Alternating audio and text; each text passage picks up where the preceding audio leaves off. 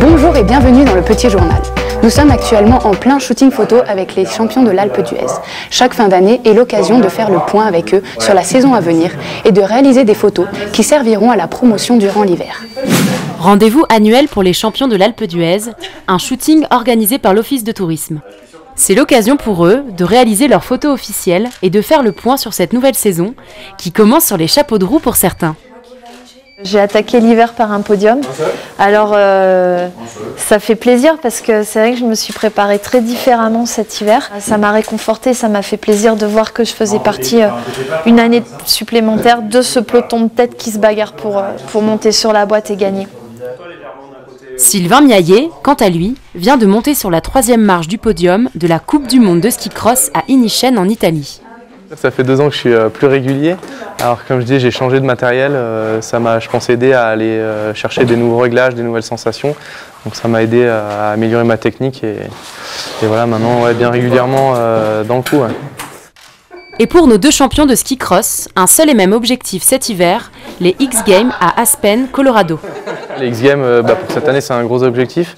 On n'a pas de championnat du monde, donc cette année, c'est un peu la course la plus importante. Ouais. Une victoire aux X-Games, ça a quand même une grosse valeur.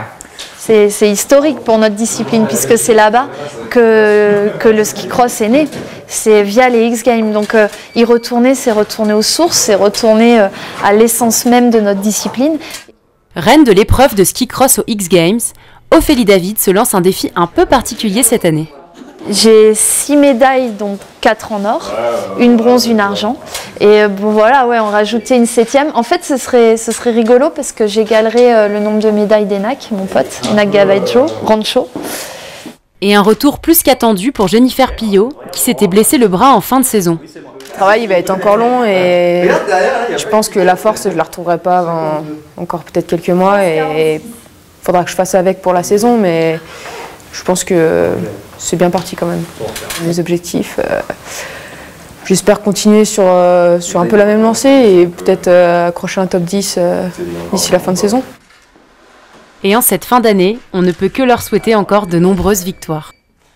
Jeudi 31 décembre à 18h15, ne ratez surtout pas le concert de la chorale de Portsmouth en déplacement exceptionnel à l'Alpe d'Huez. Des voix à couper le souffle dirigées par l'organiste David Price.